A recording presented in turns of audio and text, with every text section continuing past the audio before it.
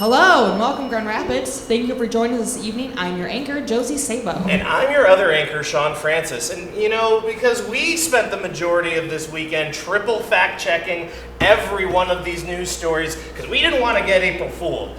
This is the worst time ever to be doing any sort of satirical news because, how are you going to make up stuff any crazier than reality?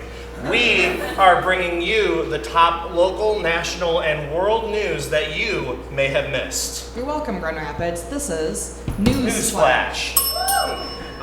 Our top story tonight. The Grammys were last night, and John Baptiste was a big winner, took home 5 awards. Now, no outrageous moment akin to like a slap or anything like that. Even with Kanye in the building, nothing happened like that. There was some less visible controversy in the sense that 2 awards were given to some men who were very famously accused of sexual misconduct and assault, namely Louis C.K. for Best Comedy Recording and Marilyn Manson as part of a Kanye West song. And I know it might be kind of difficult to tell these 2 men apart for various reasons, but there is one crucial difference between them. Only one was threatened via song by the dude from the New Radicals. Yes, that's right. Back in 1998, only Marilyn Manson was threatened to have his ass kicked in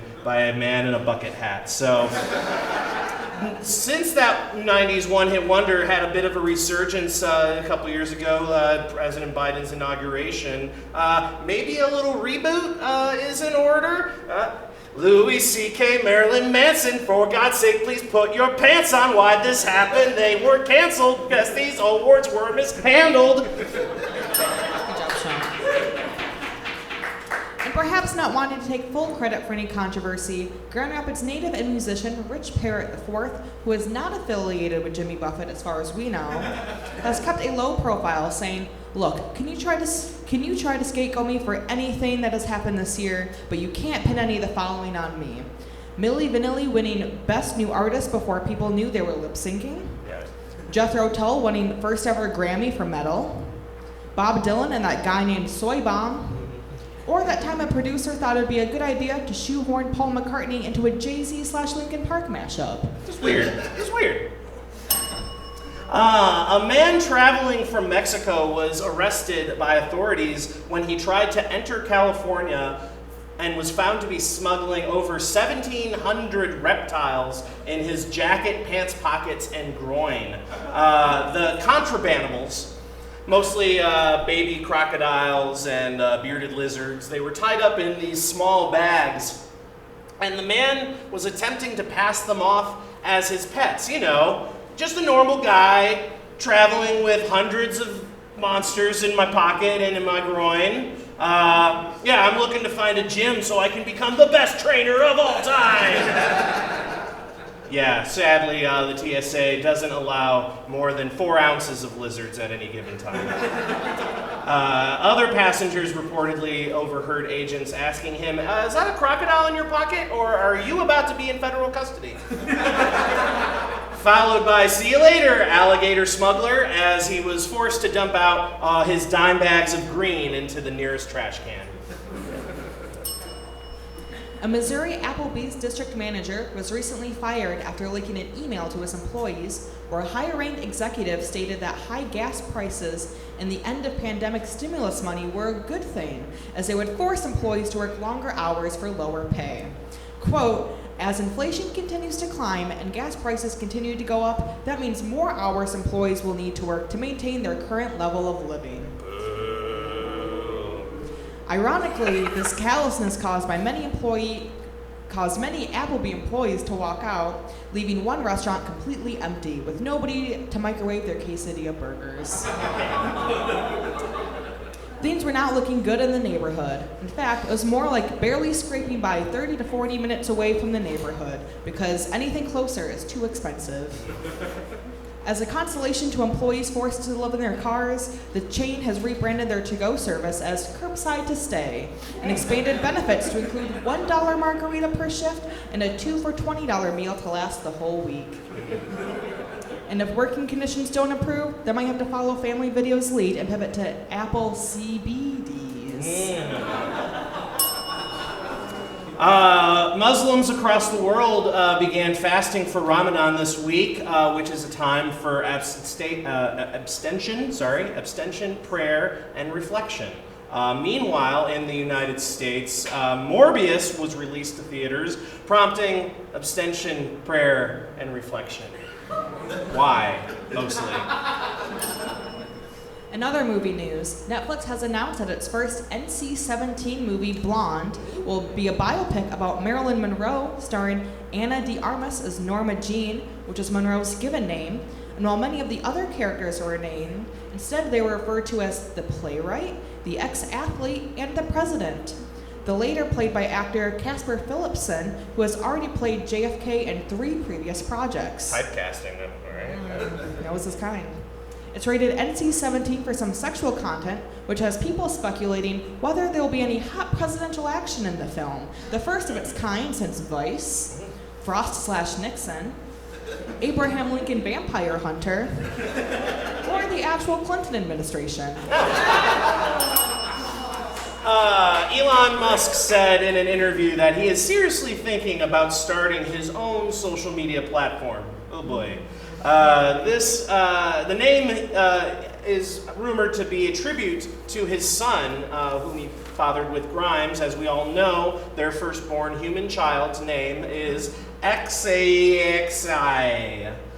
So, obviously, naturally, the app is probably going to be called something like XX Train Wreck of Bananas Here -13XX.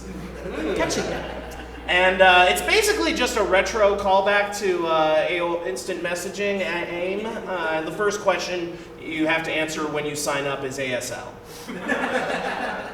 Now, for anyone who's younger and doesn't understand that joke, AIM stands for AOL Instant Messaging, and AOL was an internet company that used to send you 90 minutes of free internet in CD form.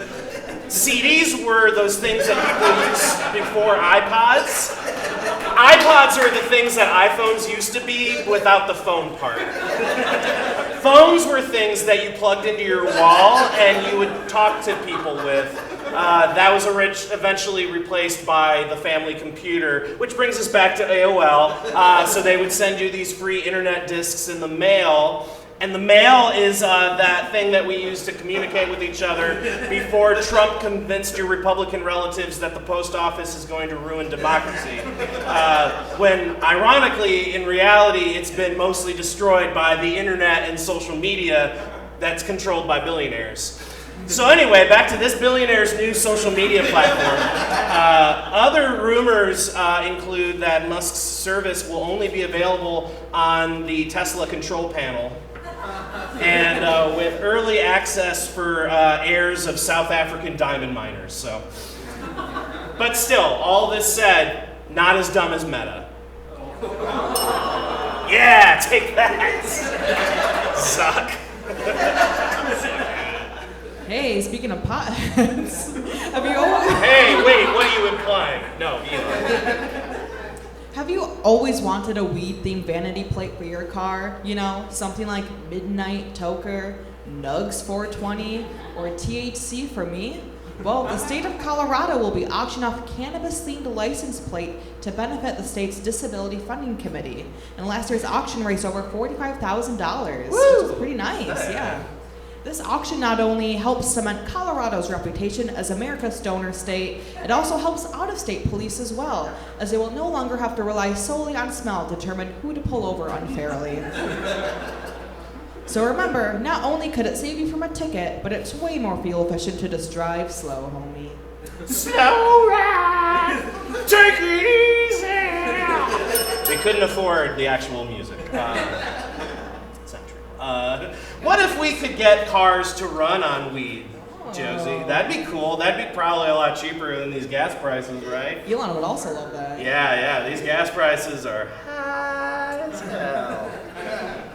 Anyway, now's the part of the show where we move from everyone's favorite state, Colorado, to everyone's least favorite, Alabama. So recently, an Alabama high school donated an MGM-52 Lance missile and an M752 missile launcher to the Alabama Veterans Museum. Why did a school have those two things? Well, deactivated since the Cold War, they have sat outside of the Athens High School for decades after they were donated to the school's ROTC program in the 1970s, because even Alabama had to one-up school shooters.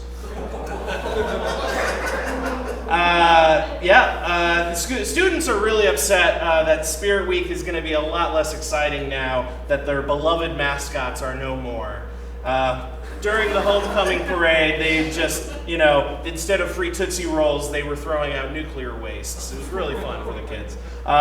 They are also a big part of the comprehensive sex ed program funded by the state of Alabama. Nice. At least they're getting the education. Oh, man. And now on to Ohio. In the city of Mount Healthy, a box of human bones was recently discovered in a homeowner's detached garage, serving as a chilling reminder to husbands everywhere to cross off that honey to-do list.